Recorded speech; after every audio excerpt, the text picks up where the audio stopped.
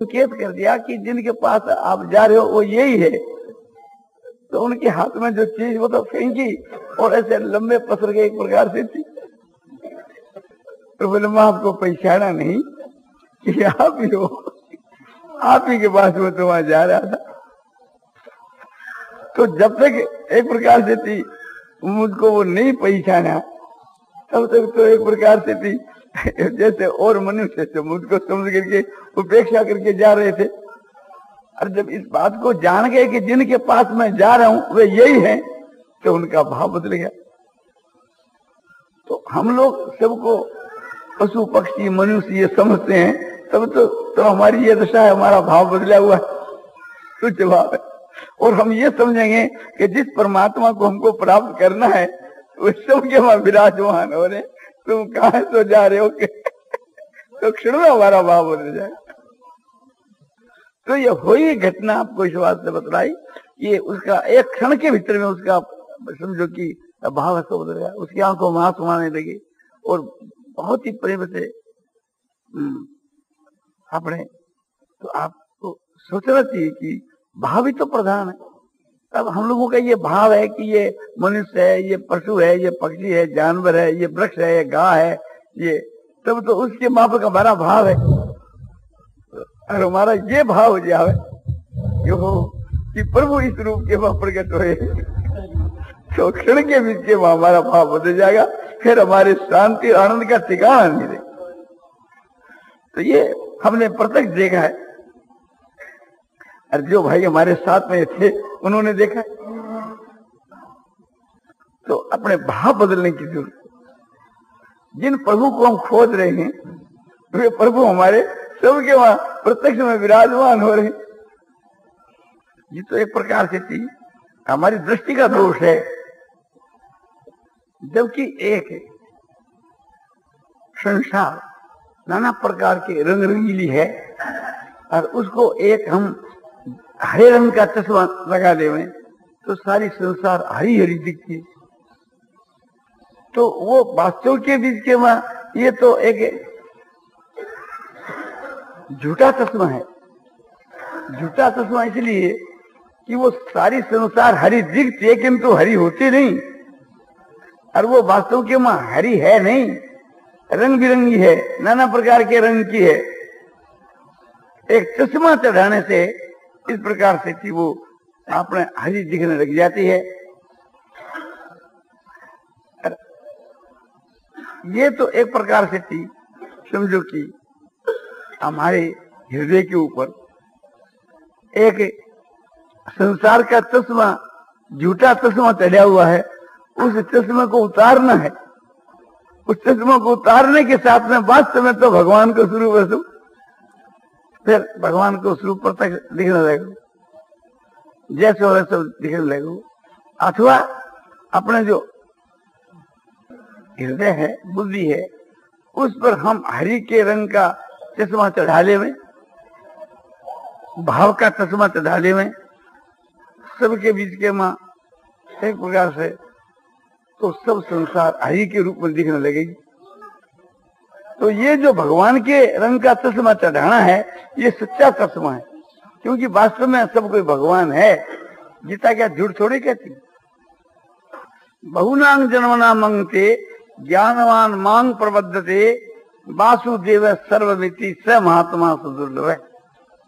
बहुत जन्मों के अंत में यानी 84 लाख योनियों को भोगते भोगते इस मनुष्य का शरीर जो मिला है ये बहुत जन्मों के अंत का जन्म है, इस वास्ते बहुनांग जन्मना मांगते। दूसरा यह है कि बहुनांग जन्मना मांगते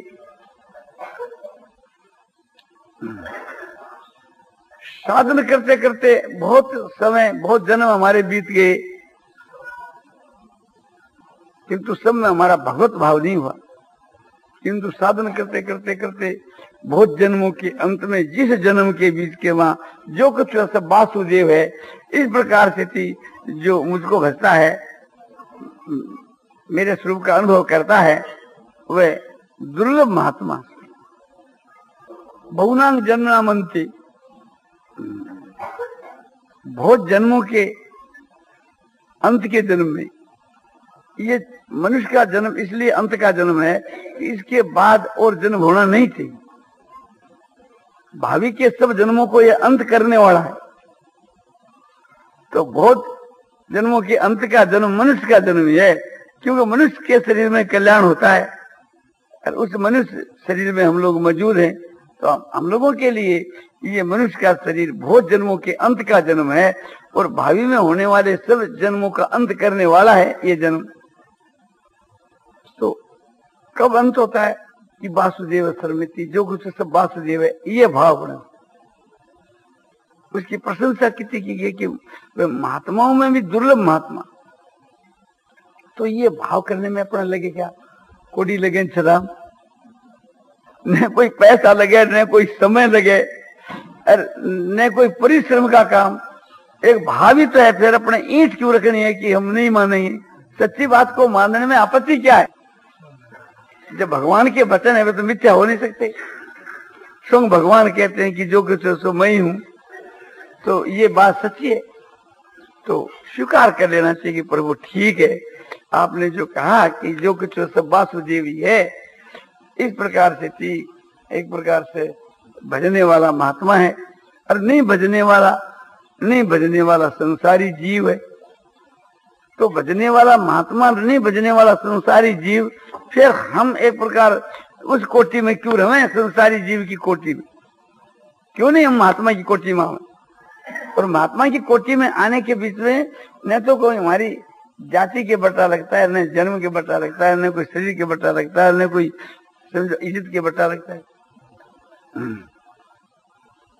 भगवान कहते हैं इस प्रकार से जो मुझको स्वीकार कर ले, बोले प्रभु हम स्वीकार कर लेते, समझा? जो कुछ है सब आपको ही स्वरूप है। इस बात को स्वीकार करने के साथ ही एक प्रकार से थी उसका जीवन बदल जाता है। आप स्वीकार करके देख लो, अपनी आत्मा के बीच में इस बात को मान करके देख लो, आपकी बुद्धि में इसका निश्चय करके देख लो, आपको कुछ करना तो पड़ता ही नहीं। तो इस भाव के होने के साथ ही हमारे जितने बुरे भाव है सब स्वाहा, क्षण मात्र के बीच वहां समझो कि अपने परमात्मा की प्राप्ति हो जाती है। हमारे को कुछ करना धरना नहीं पड़ता। एक एक बात गीता में ऐसी है कि जिसके मानने से मुक्ति हो जाती है, और कुछ करना और नहीं। जप करो, ध्यान करो, या एक पूजा करो, नमस्कार करो, ईश्वर की भक्ति करो, ये सब कुछ भी जो भगवान के जो वचन है उनको हम स्वीकार कर लेवें, उनको हम सच्चा मान लेवें, बस बेड़ा पार। इतना ही मान लेवें कि सूर्य सर्वभूतानां ज्ञात्वा मां शांति मृत्यु। भगवान कहते हैं मैं सबका सूर्य हूं, बिना ही कारण दया और प्रेम करने वाला हूं। यह बात भगवान कहते हैं। इस प्रकार से ज्ञात्वा माने जान करके हर मनुष्य को परम शांति मिल जाती है। तो इसे जानने में अपना क्या लगे? और बात सच्ची है, भगवान सबके सूर्य हैं। भगवान यदि सूर्य नहीं है तो कौन सूर्य है? बिना ही कारण प्रेम करने वाले, बिना ही कारण दया करने वाले। हम नहीं माने तो हम गुण चोर हैं, हम कृतज्ञ नहीं है, क्योंकि भगवान ने हमारे को मनुष्य का शरीर दिया। बिना ही कारण दया करने वाला हुए, बिना ही कारण प्रेम करने वाला हुए, उसका नाम है सूर्य। तो ऐसे भगवान है। प्रत्यक्ष बात है कि 84 लाख योनियों में भ्रमण करते करते हम तंग आ गए थे और भगवान ने दया करके हमारे को मनुष्य का शरीर दे दिया। ये कितनी भारी भगवान की दया है। तो हम उसको नहीं माने सूर्य, तो हम एक प्रकार से कृतघ्न हैं। तुलसीदास जी देखो क्या कहते कि आकर 4 लाख 84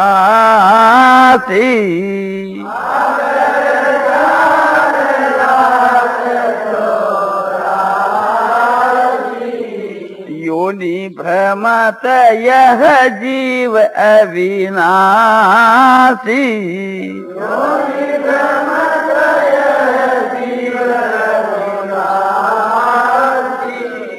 फिरत सदा माया कर प्रेरा।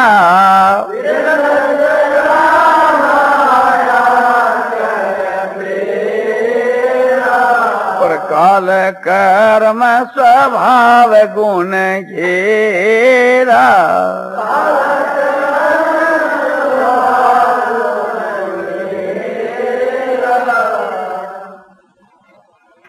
कि आकर माना एक प्रकार से खेन, कि जीवों की 4 प्रकार की खेन है।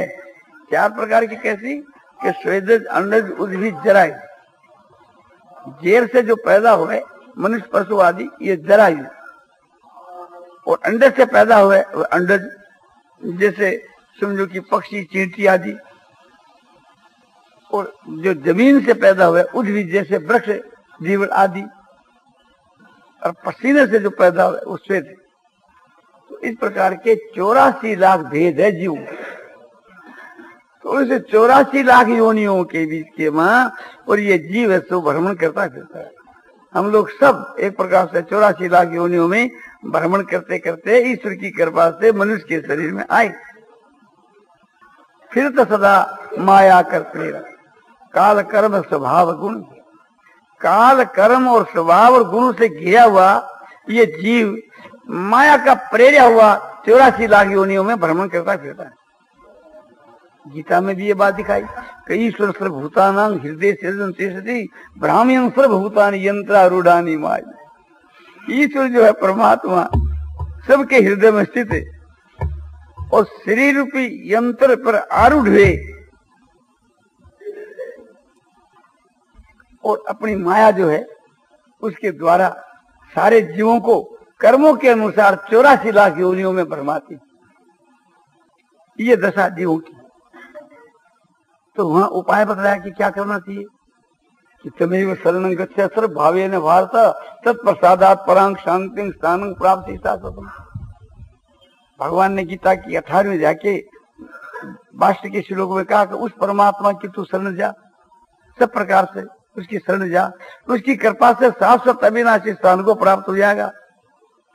और यह कहते हैं ज्ञान मात्र से कि सूर्यदंग सर्वभूतानां ज्ञात्वा मां शांति में। सब भूतों का मुझको सूर्य जानने से और कुछ करना नहीं, धरना नहीं, भजन नहीं करना, ध्यान नहीं करना, कोई निष्काम कर्म नहीं करना। तो कि ज्ञात्वा मां शांति, जानने से। क्या जानने से? कि भगवान सबके सूर्य है। सूर्य क्या? कि बिना ही कारण से दया करने वाले, प्रेम करने वाले। तो प्रत्यक्ष हम लोगों को अपने पर घटाना चाहिए कि 84 लाख योनियों के वहां भ्रमण करता हुआ ये जीव अपने भटकता है। ऐसी दशा देख करके भगवान क्या करते हैं? आहा, कब हूं कै करी करूं ना नर देगी,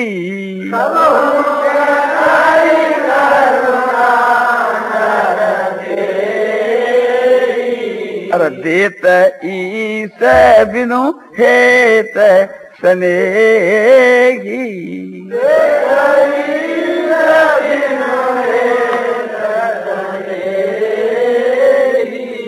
कहीं ये पाठ आता है देत इसे बिन हेत से नहीं, कहीं आगा बिन हेतु से नहीं। और हेत है तो उसका अर्थ हेतु ही है कि कभी दया करके इसको दुखी दे करके ये नाक नाक आ जाता है तो भगवान बड़े दयालु है।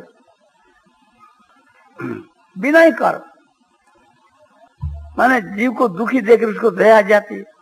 भगवान कहते हैं आहा स्नेही है भगवान, प्रेमी।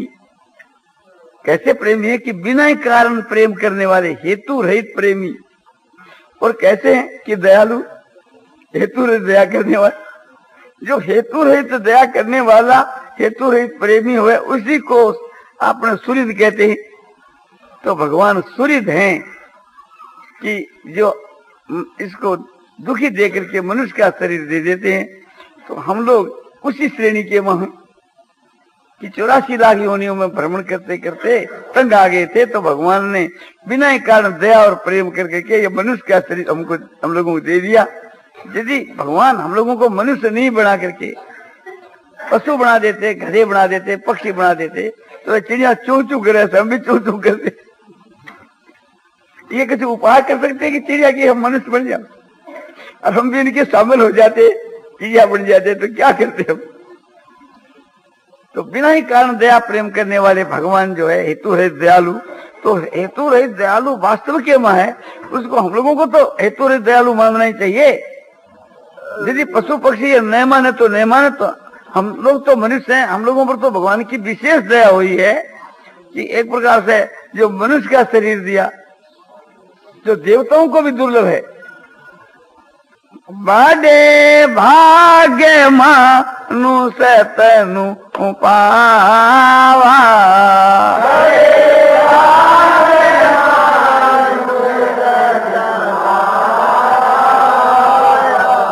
सुर दुर्लभ सद ग्रंथ ने गावा।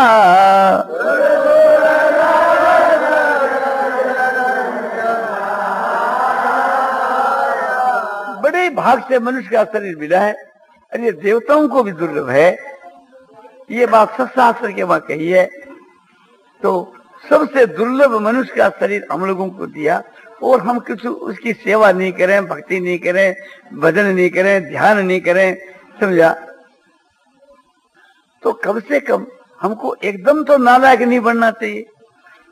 इस प्रकार से हमारा उपकार करने वाले जो भगवान है, उसको कम से कम सुहृद तो मानना चाहिए कि भगवान बड़े सुहृद है। कितनी बड़ी भगवान ने दया की।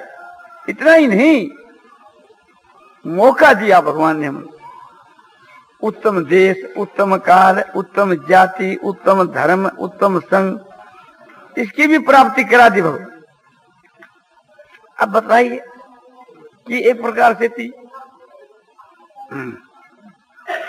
ये स्वर्गाश्रम, ये उत्तराखंड की भूमि, जिसके बीच में उत्तराखंड के बीच के मां ये मायापुरी, कनखल से लेकर के लक्ष्मण झूले तक की जो पूरी है मायापुरी बांधी जाती है। इसमें मरने से मुक्ति बतलाई गई है।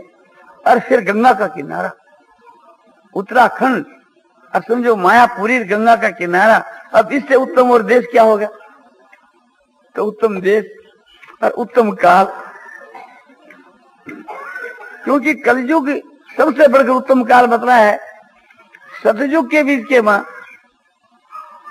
10 वर्ष साधन करने से जो कार्य की सिद्धि होती है, कलयुग के बीच के मां 1 दिन से वो कार्य की सिद्धि हो जाती। तो कितनी सुगमता है। और विष्णु पुराण के दूसरे अंश, छठे अंश की दूसरी अध्याय के वहां यहां तक बतला दिया कि कलयुग है तो अवगुणों की खैण है, किंतु उसमें एक ही ये गुण है कि भगवान की भक्ति करने से शीघ्र उद्धार होता। अब कलयुग का मौका लग गया और भक्ति करना ये हमारा काम है। तुलसीदास जी कहते हैं, कल युग समय युग आन नहीं, जो नर करे विश्वास। कल युग समय युग आन नहीं, जो नर करे विश्वास। गाई राम गुण गण विमल, भवतर विनय प्रयास।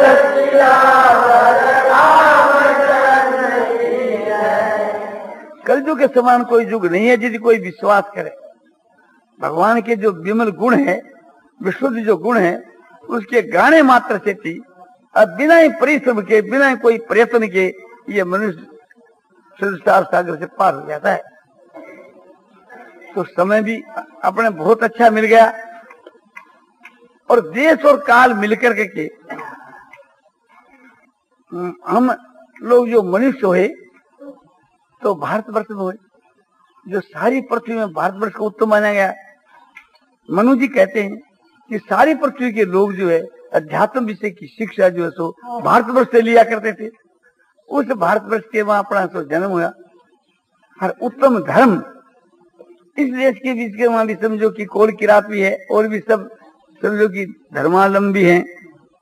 तो वैदिक सनातन धर्म, जो सनातन धर्म जो सदा से चले आता है, सदा जो कायम रहे, उसको सनातन कहते हैं। जो सदा से होए और सदा रहे, तो ये जो अपना जो धर्म है वैदिक धर्म, वेदोक्त धर्म, ये सदा से सदा कायम रहेगा।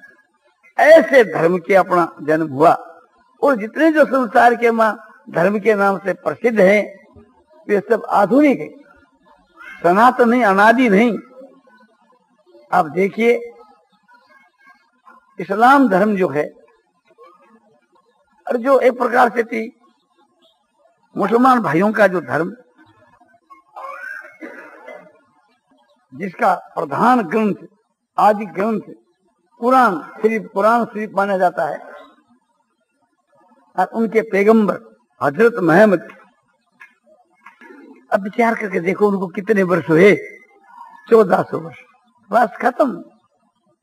1400 वर्ष के पहला न तो कुरान शरीफ संसार में थी और न हजरत मोहम्मद थी। ईसा का धर्म, जिसको हम ईसाई धर्म कहते हैं, उस ईसा को आज 1955 वर्ष हुए।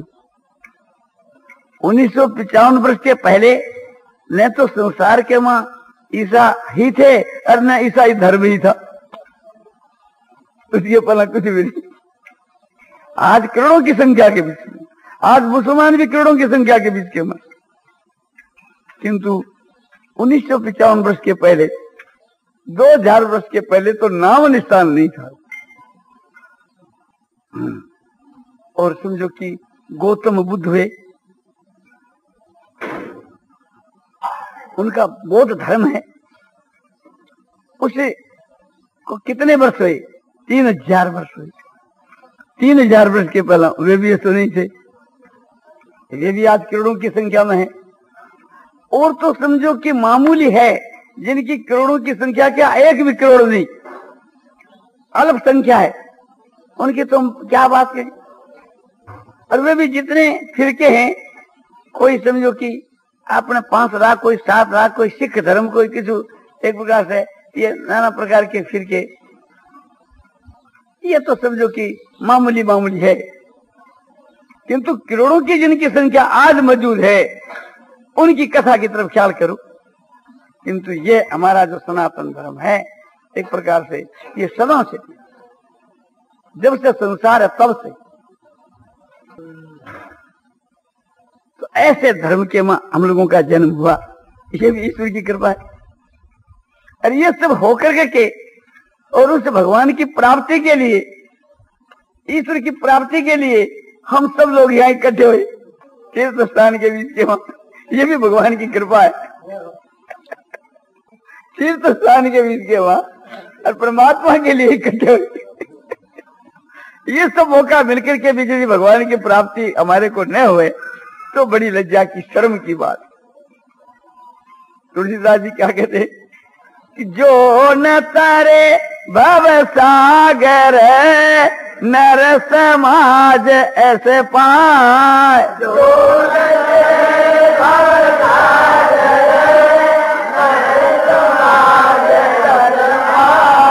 तो कृत निंदक मंदमती आत्महन गति जाए।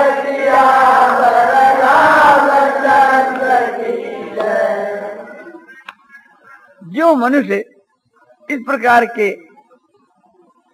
समाज को पा करके, संयोग को पा करके, सामग्रियों को पा करके और भवसागर के पार नहीं तरता है, वो निंदा का पात्र है। उसकी जितनी निंदा की जाए उतनी थोड़ी, और मूर्ख है। और उसकी आत्महत्या की जो दुर्गति है वो उसकी दुर्गति होनी चाहिए। तो इन सब बातों को ख्याल में ला करके, और जिस काम के लिए हम लोगों को ये मनुष्य का शरीर मिला है, उस काम को शीघ्र ही अपने बना लेना चाहिए। एक क्षण का भरोसा नहीं और एक पलक का भरोसा नहीं कि क्या होने वाला है। कद आकर के अचानक काल हमारे को मार सकता है। हमारे हाथ में कोई ऐसी क्रांति नहीं, कोई तामा पत्थर नहीं, कोई एक प्रकार से थी ऐसा अपना कोई बल नहीं कि जम के दूत आने हम कहें कि अभी नहीं जाएंगे, कल जाएंगे, हमारे को फुर्सत नहीं। वो कहेंगे तेरे फुर्सत नहीं, किंतु हमको तो फुर्सत है, ले जाएंगे पकड़ के जबरदस्ती। गवर्नमेंट का वारंट आ जाए तो घूस पत्र देने से उससे भी पेड़ छूट सकता है, किंतु यम का जो वारंट आ जाएगा तो फिर पेड़ नहीं छूटेगा। और कब आएगा वो तो अचानक आकर के प्राप्त, अपने को खबर आने के बाद मिलेगी। तो अपना काम पहले ही बना करके तैयार रहना चाहिए। जब तक मृत्यु दूर है और जब तक वृद्धावस्था दूर है और जब तक शरीर आरोग्य है, उसके पहले पहले ही अपना काम बना दे। जिस काम के लिए हम आए, हम लोग जो हैं 84 लाख योनियों में घूमे, कोई योनि बाकी नहीं छोड़ी, कोई देश माने कोई लोक बाकी नहीं छोड़ा, सारे लोकों में घूमे, किंतु परमात्मा की प्राप्ति नहीं। जब परमात्मा की प्राप्ति हो जाती तो फिर बढ़ते नहीं फिरती। इस वास्ते जो आज तक जिस चीज की प्राप्ति नहीं, उसी की प्राप्ति के लिए मनुष्य का शरीर मिला है और उसको प्राप्त करना चाहिए।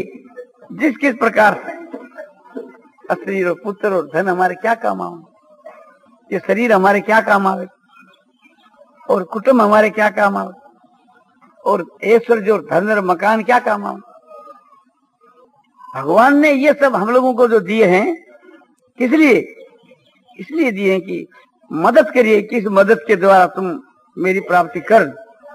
ये परमात्मा की प्राप्ति के लिए हमको मिले हैं, किंतु हम इसका दुरुपयोग करें तो फिर दुर्गति होगी और क्या होगी।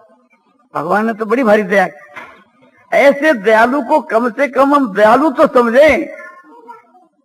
दयालु समझने से हमारा बेड़ा पार हो जाता है, किंतु हम दयालु भी नहीं समझे, ऐसे कृत्य नहीं हुए तो फिर तो समझो कि दुर्गति हुई।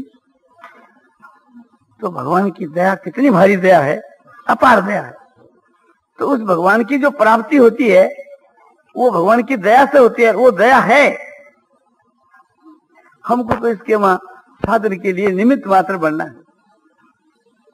भगवान अर्जुन को कहते हैं यह सारी सेना मेरे द्वारा पहला से बारी हुई है और तू केवल निमित्त मात्र बन जा, तू खड़ा हो जा युद्ध के लिए। ये हो जाए कि अर्जुन ने मारा। निमित्त मात्र बनने में तुम्हारे क्या लगता है? मान लो यदि तू निमित्त मात्र नहीं बनेगा तो भैया मुझको तो ये काम करना ही है, समझो ये तो सब मरेंगे, मैं किसी दूसरे को खड़ा करूंगा। तो भगवान तो एक जस देते हैं अर्जुन को। तो इसी प्रकार से थी, समझो कि भगवान की जो दया है वो सब काम करने वाली है और वो भगवान की दया हम लोगों को निमित्त मात्र बनाती। भगवान की प्राप्ति होगी साधन से, किंतु उस साधन के बीच में हमको तो निमित्त बनना है और वो साधन अपने आप ही एक प्रकार से भगवान की दया से होने लगे। ये हमको मानना चाहिए। ये समझो देखने में जिंदे हैं, भगवान कहते हैं कि ये मरे हुए हैं, दिखते हैं जिंदे, मरे हुए हैं, तो इन मरे हो को तुम मार। तो इसी प्रकार से थी भगवान की हमको परम दया समझनी चाहिए और उसकी दया से काम होने वाला है। हम लोग निमित्त बन जाएंगे तो एक प्रकार से उस दया से हम लाभ उठा लेंगे, और नहीं तो जो भगवान की अपने पर दया समझेगा वो लाभ उठा लेगा। समझा? भगवान को तो लोगों का कल्याण करना है, उसके बीच के वहां कोई निमित्त बन जाए, कोई निमित्त बन जाएगा वही लाभ उठा लेगा, और निमित्त नहीं बनेगा समझो कि वो वंचित रह जाएगा।